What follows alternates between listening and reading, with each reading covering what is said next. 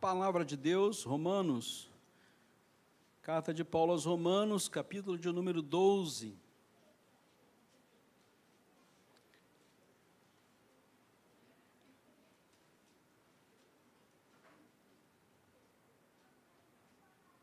Carta de Paulo aos Romanos, capítulo de número 12.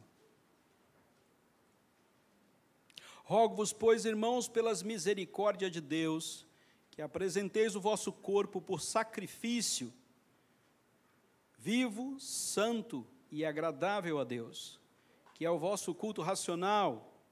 E não vos conformeis com este século, mas transformai-vos pela renovação da vossa mente, para que experimenteis qual seja a boa, agradável e perfeita vontade de Deus.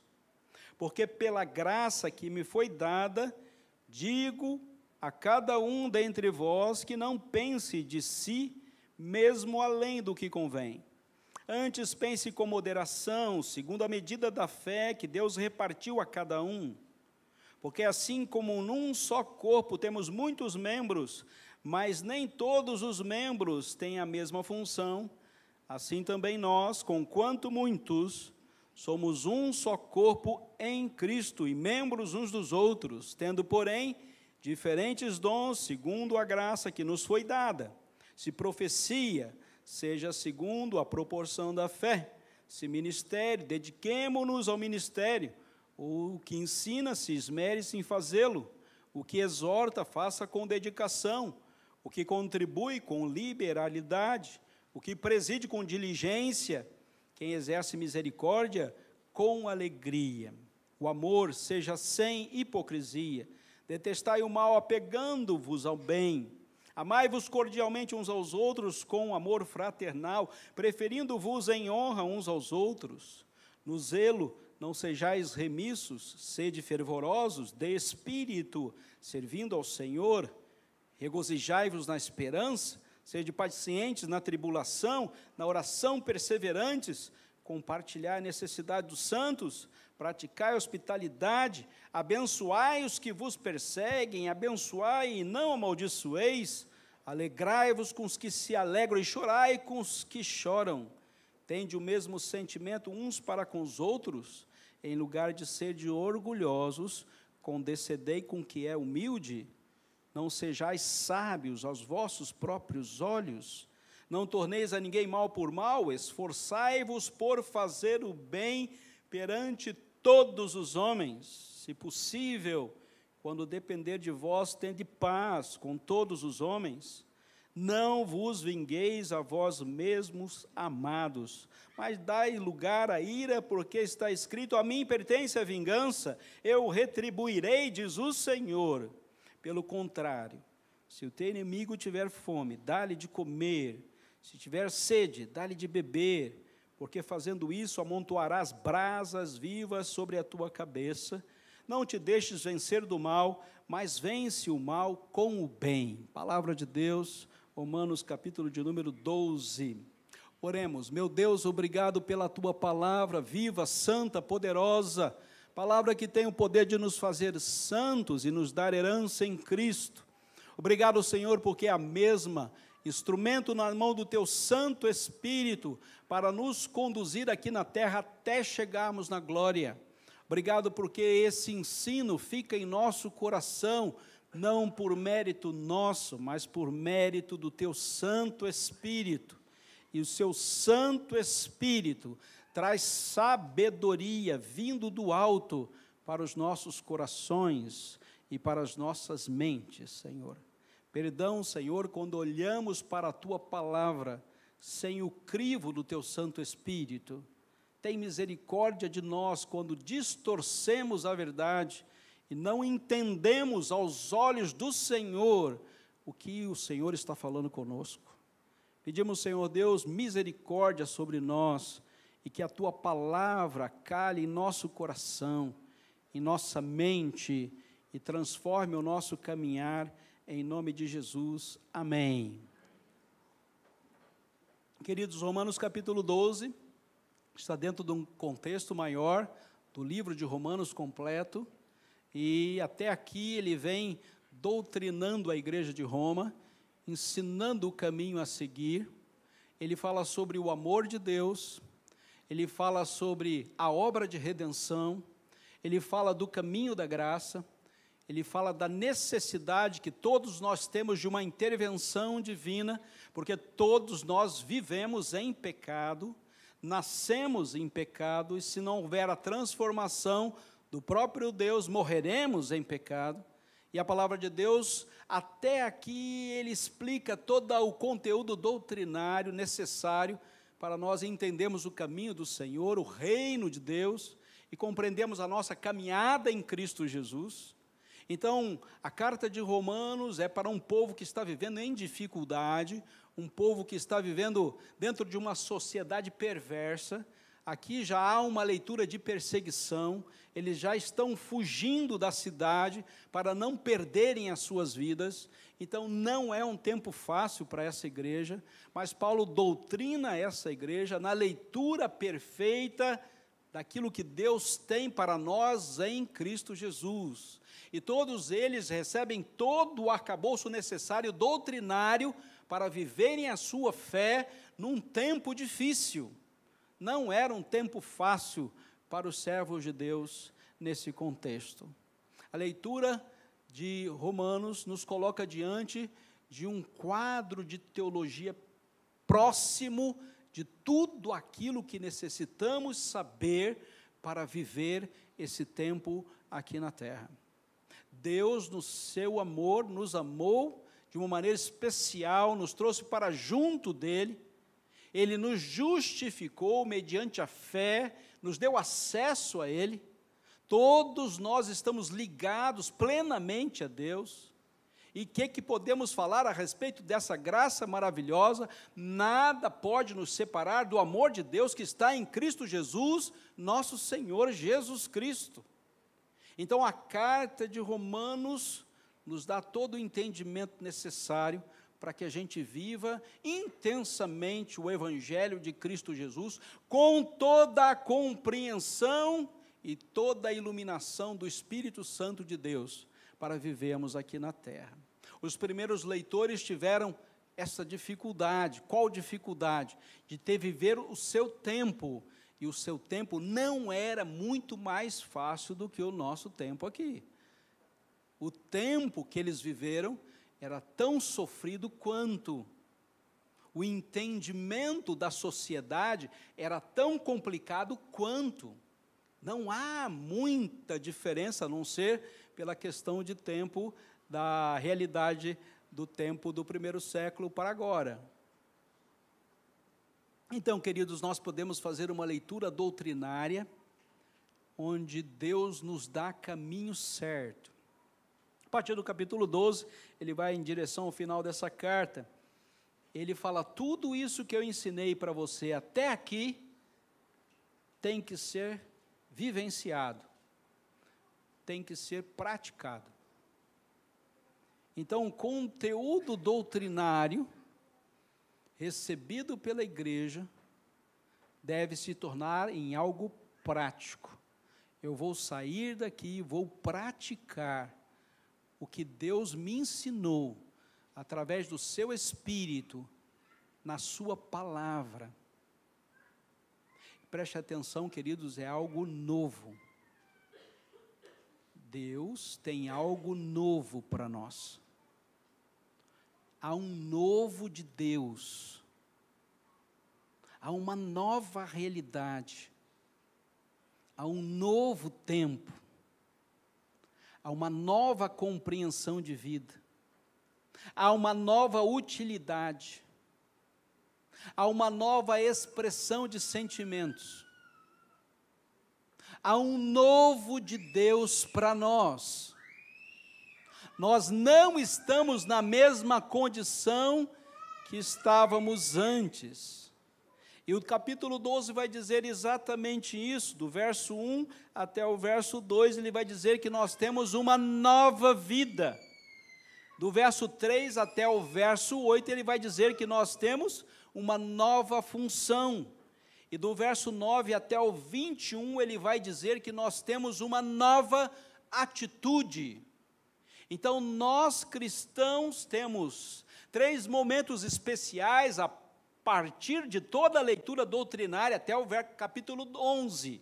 A partir do capítulo 12, nós descobrimos que nós temos uma nova vida, que nós temos novas funções e que nós temos novas atitudes para realizar.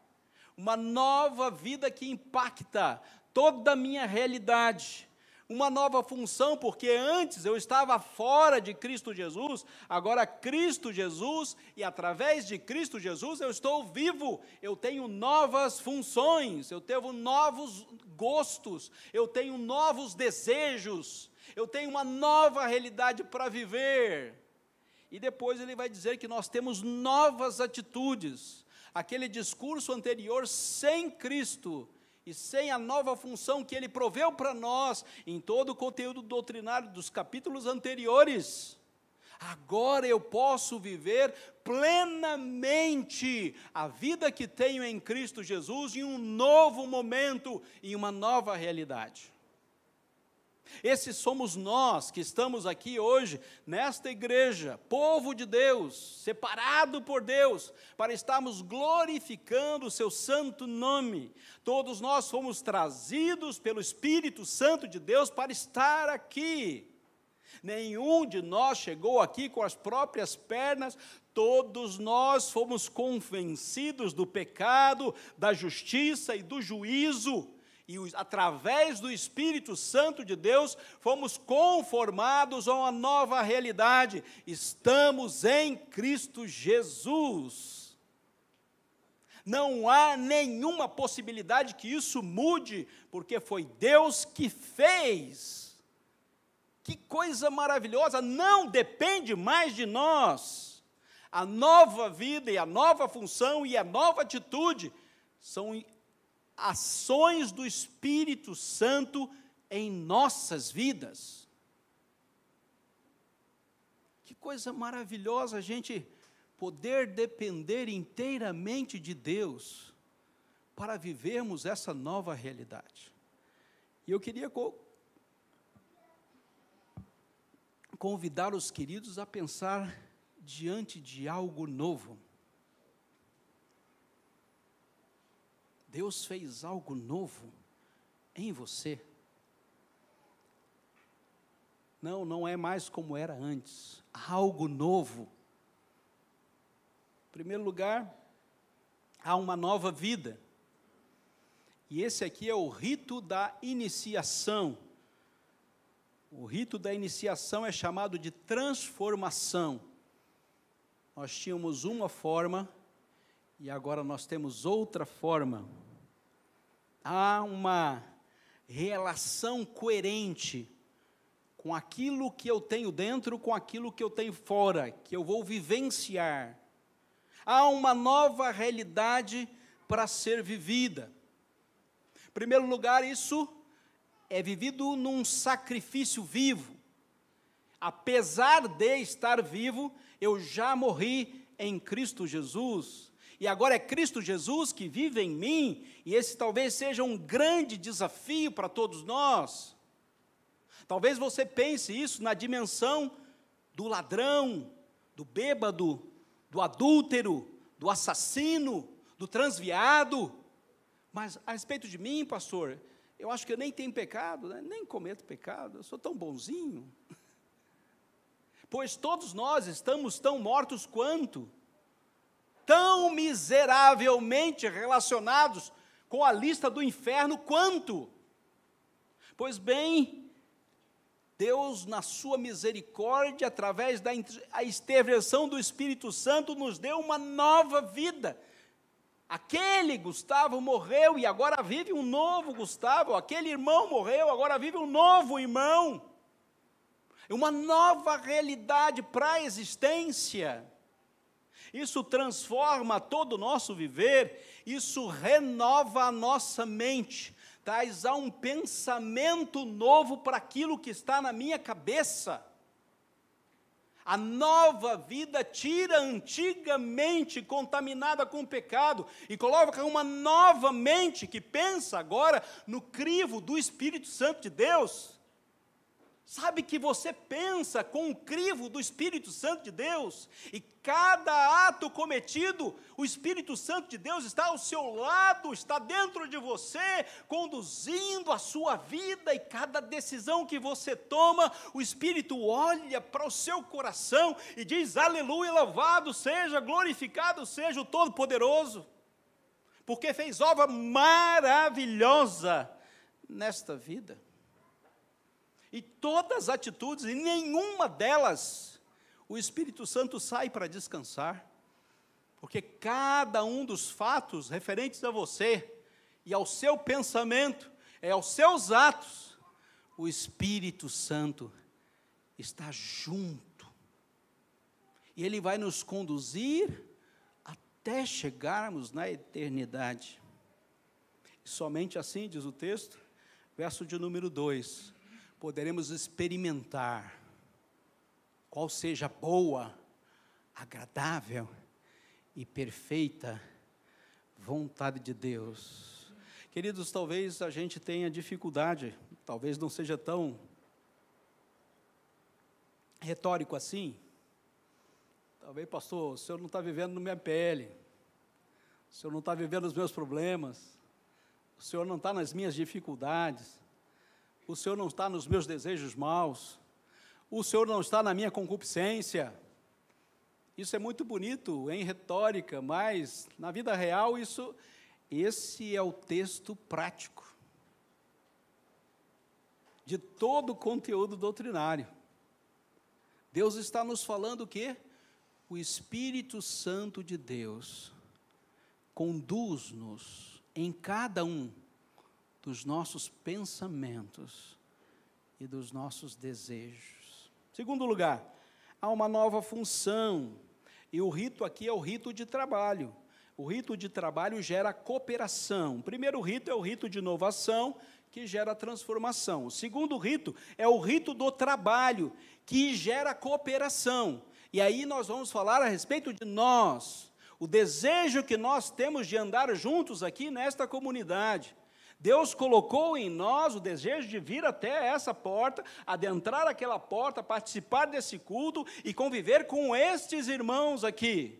Foi Deus quem nos trouxe aqui. E através dessa nova função, desse novo rito, há uma cooperação de cada parte, de cada elemento dessa comunidade que se chama igreja. Queridos, nós fomos trabalhados pelo Espírito Santo novamente numa moderação de pensamento. Então agora eu não penso somente a respeito da minha individualidade, eu tenho direitos individuais, mas quando entramos de uma igreja nós pensamos, nós temos a bênção do coletivo. Então, aquele desejo pessoal que eu tenho, aquela individualidade que eu posso expressar em toda a sociedade, a partir do momento que eu entro pelaquela porta, a partir de agora, eu tenho desejos coletivos. Eu quero abençoar os meus irmãos, eu quero servir aqueles que estão comigo e proclamar o Evangelho de Cristo Jesus a toda criatura.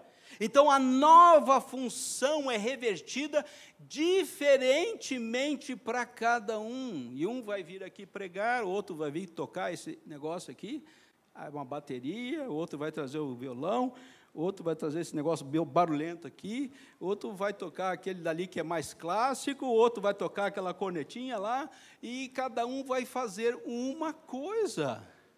Alguns irmãos estão ali na porta, vendo se não vai ter nenhuma dificuldade com a porta de entrada, com a porta de saída, e outros irmãos vão cuidar do som, e outros irmãos vão cuidar das crianças que estão lá embaixo, e outros irmãos vão achar alguma coisa para fazer, porque aqui não é lugar para a gente ficar parado. Viemos aqui servir, viemos aqui fazer diferentes coisas para cooperar com a nossa unidade. E essa unidade será em Cristo Jesus, diz o verso de número 5. Essa unidade não está no belo discurso do pastor, nem a bela banda que toca, nem todos os serviços sociais que tem a igreja. esta unidade se expressa na pessoa de Cristo Jesus. Isso é bem exemplificado quando a mesa do Senhor está aqui à frente.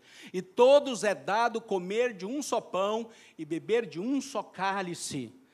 O corpo de Cristo e o sangue de Cristo. Não há nenhuma diferença entre qualquer participação. Todos são iguais em meio à unidade do corpo de Cristo Jesus, para servir. Em terceiro lugar e último lugar, há uma nova atitude, e aqui é o rito do caráter. E o rito do caráter produz comunhão. Preste bem atenção a isso. Isso vai fazer toda a diferença para o seu entendimento a respeito de igreja. Há 3 ritos. O rito da iniciação, nós somos transformados.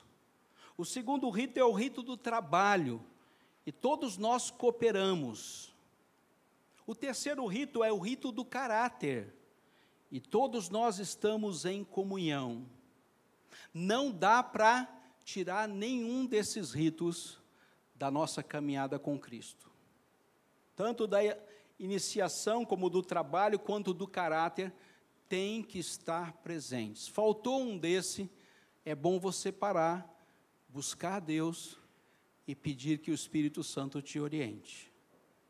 O terceiro rito aqui, a nova atitude,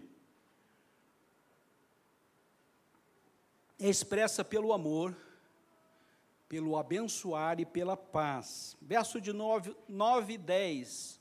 O amor seja sem hipocrisia, detestai o mal, apegando-vos ao bem, amai-vos cordialmente uns aos outros, com amor fraternal, preferindo-vos em honra uns aos outros.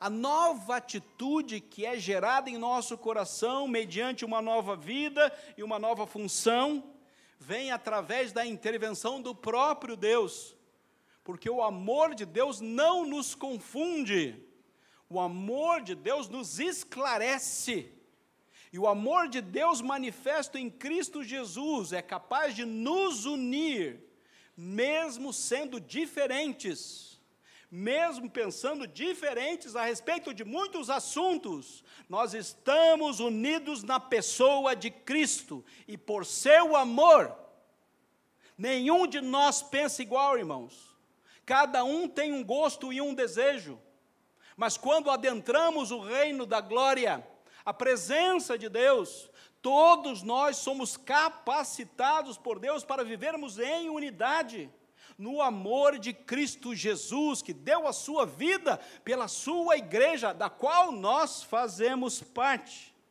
O rito também estabelece a bênção, verso de número 14, abençoai aquelas pessoas que são boazinhas. Não está escrito isso.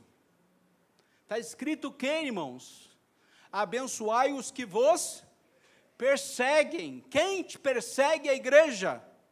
Aqueles que estão lá fora, estão nos perseguindo, não aceitam a palavra da verdade, e nós devemos abençoá-los, falar o bem de Deus para eles, apesar deles não concordarem conosco, de verem a nós como loucos e inimigos, todos aqueles que estão fora do reino e fora de Cristo, devem ser abençoados pela igreja. Essa é uma nova atitude. Não estamos aqui para amaldiçoar ninguém. E aqueles que nos perseguem deverão ser abençoados. Não amaldiçoeis. E a última atitude, nova atitude que temos é a da paz. Talvez a mais contemporânea, não é? A mais atual, verso 18, se possível, quando depender de vós, tende paz com as pessoas boazinhas. Não, queridos, não é só com as pessoas boazinhas, é com todos, A obra de paz que nós desfrutamos, não é uma obra produzida por grandes concílios, não é uma obra produzida por conciliadores, por pessoas que organizam a paz em nossa sociedade. A paz que nós temos e expressamos é uma paz que vem do alto e é transferida àqueles irmãos que estão aos nossos lados, e é transferida a uma sociedade da qual nós fazemos parte. Aonde você estiver, paz seja neste lugar. A sua presença é a presença daqueles que trazem a paz para todos os ambientes, quer seja de irmãos, quer seja de gentios. Concluo, queridos, termino o sermão lembrando para você o novo. Preste bem atenção. Há um novo nascimento, Lucas capítulo 15. Há um novo mandamento, João capítulo 13. Há um novo homem, Efésios capítulo 4. Há um novo caminho, Hebreus capítulo 10. Há um novo nome, Apocalipse capítulo 2. Há um novo cântico, Apocalipse capítulo 5. E eu vi um novo céu, e eu vi uma nova terra. Eu ouvi grande voz que vinha do trono de Deus, eis o tabernáculo de Deus posto por todos os homens. Deus habitará com eles, eles serão povos de Deus, e Deus mesmo estará com eles. Há um novo sentir, e nos enxugará dos olhos toda lágrima. A morte já não existirá, já não haverá luto, nem pranto, nem dor. Há um novo momento, eterno, perfeito, imutável e glorioso. Esse somos nós. Esse é você, meu querido irmão. É Deus fazendo uma grande obra na sua vida. Deus não te criou e te abandonou, deixou você à mercê da sua sorte. Deus providenciou um novo para você, uma nova vida, uma nova função, uma nova atitude, uma nova vida para todos aqueles que creem em Jesus Cristo, uma nova função para todos aqueles que estão à disposição para servir no reino, e uma nova atitude para todos aqueles que são guiados pelo Espírito Santo de Deus, são conduzidos pelo próprio Deus e para a sua única glória. Romanos capítulo 12 é um grande desafio para nós. Nós temos uma grande oportunidade de fazer toda a diferença no tempo presente. Você não precisa fazer grande coisa, não. Você só precisa desfrutar do novo de Deus. A nova vida que Ele te deu. As novas funções que Ele te deu. E as novas atitudes que Ele providenciou para você. Você não precisa entrar num grande sistema. Você não precisa embarcar numa grande proposta, num grande projeto. Você só precisa ser você mesmo. Quem você é. E Deus vai te usar exatamente assim como você é. Ele vai usar aquilo que Ele transformou para a sua única glória. O velho homem já não existe mais, e a velha mulher. Agora existe um novo homem e uma nova mulher, criado em Cristo Jesus, para a glória de Deus. E não há ninguém igual a você. Deus quer usar você exatamente como você é. E você não depende de nenhum sistema humano para que isso funcione. Todo o arcabouço doutrinário está aqui para dizer, olha, Deus fez você especialmente, singularmente, para usá-lo dentro da sua obra e para a sua glória. Não há nenhum comparativo com a sua pessoa. Deus fez você para que você o glorificasse. E tudo que você fizer, esteja glorificando ao Pai. Que Deus abençoe a sua palavra. Amém.